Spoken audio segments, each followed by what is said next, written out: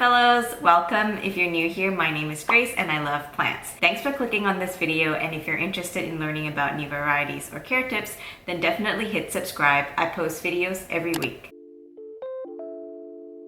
In today's video, I thought I'd share an update on my Jewel Orchid Terrarium with you guys. I previously filmed a video of me making this Jewel Orchid Terrarium, so if you're interested to see what these Jewel Orchids look like when I put them in, then I'll link the video up in the cards above and in the description bar below. I've also acquired some new Jewel Orchids since that video, so if you're interested to find out what they are, then definitely keep on watching. So first things first, let me show you what's been going on in this terrarium and how it looks like now. If you watched the first video, you will know that there was actually some gaps in between them, but over the course of 2 months this has really just combusted with new growth, and yeah, you can hardly see the sphagnum anymore.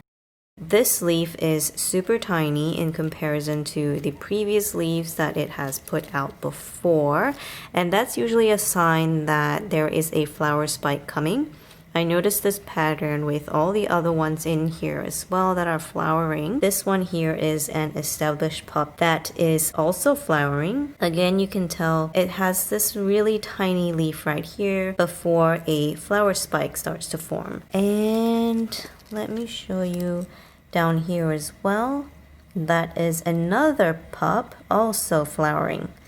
So as you can tell, they are really enjoying the terrarium life. Another thing I noticed is that new leaves come out a lot larger than the ones grown outside of the terrarium. So you can see the difference here. This one compared to this. And I think this is the most drastic difference. That's the previous leaf grown outside of the terrarium, and this one in the terrarium. I'm not going to go through like all the hybrid names for all the orchids in here. If you're interested, I do go through them in my previous video, the terrarium build, which is linked in the description box below. So make sure to check that out if you're interested. So let me show you the number of flower spikes that are happening in here. So as I said before, there's one coming out of my Makotis Patola, and then another one as well from a pup, and then another one down here. So that's 3. This guy right here is a hybrid, and you can tell it's also starting to flower. This flower spike is the first one to start developing, so it's a bit further along than the other flower spikes. So that takes us to a total of 5 flower spikes in here so far. But I also wanted to update you guys on this Dosinia marmorata. I chopped and propagated this Dosinia marmorata several months ago now, and it's growing out a new growth point.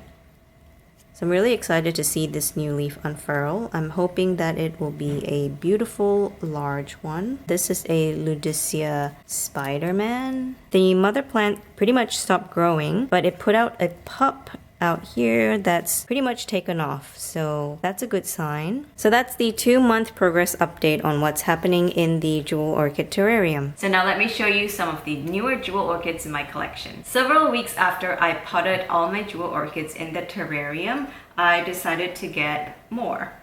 And these are the 2 that I got not too long after. So this is the anoectochilus roxburghii. I like how there is a stripe down the middle. The neon is really striking. And yeah, the leaves are pretty dark in color as well. So that's the roxburghii. And here we have the Chinese Select. They do look quite similar, but you can tell the difference in the veination pattern. This one is a little bit more intricate. I'm not sure if it's showing up on camera, but you can see from this leaf right here, the veins are just a little bit more delicate and dense. More recently, I got this Makotis Sandariana. That's a close-up of what it looks like. This is pretty large. As you can see, the comparison in size, which means that this is a little bit more mature. The veins on the Makotis Sandariana definitely looks a little bit more electrifying. I think the coloration is a little bit more neon as well, so it makes the veins look pretty intense. All right, so guys, the last Jewel Orchid that I want to show you guys is this Makotis Patola red tinge. Look at the veins and the coloration. It is slightly different from the Makotis Patola I showed in my previous video and also earlier in this video. The coloration is a little bit more bronzy, like the leaf is a darker shade, and the vein, especially the one down the middle, is a lot more kind of neon in color, as you can see right there. And just overall makes this particular cultivar or variety really unique. So as you can tell, this guy is flowering. This is a flower spike that it sent out. Here is a close-up of the spike, and that's what it looks like. I'm thinking of filming a video of when all my jewel orchids bloom.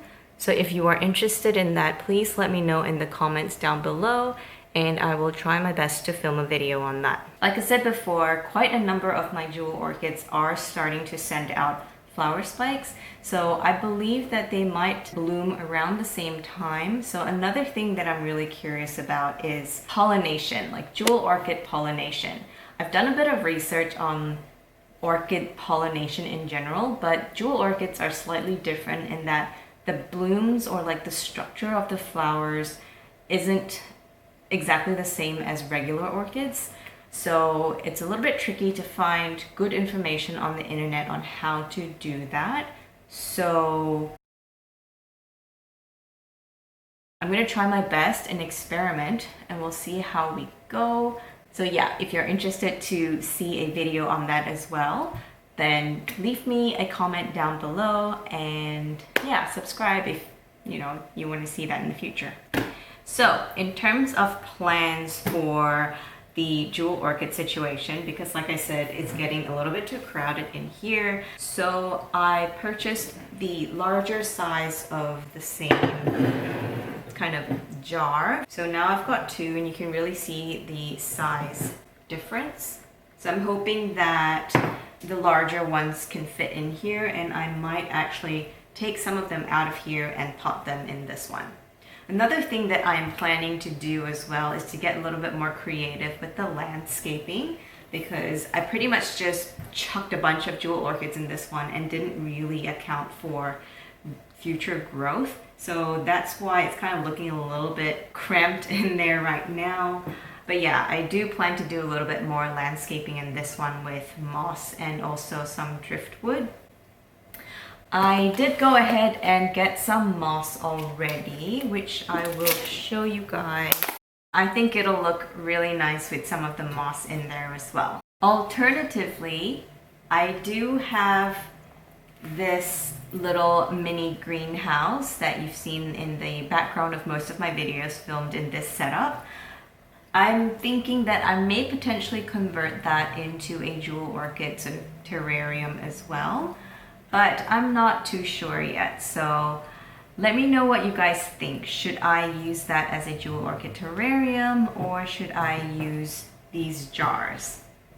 Let me know in the comments below. So right now I'm just using it as an enclosure for some of my anthuriums. So I've got two seedlings in there and one anthurium that's rehabbing from root rot. So yeah, that's what's in there right now, but I can very easily just take them out and yeah, build a terrarium in there. So that's it for today's video, guys. I hope you enjoyed. If you did like this video, leave me a comment down below to let me know which one is your favorite, and subscribe if you want to see more content from me. I post videos every week. Thanks for watching, and I'll see you in my next one. Bye!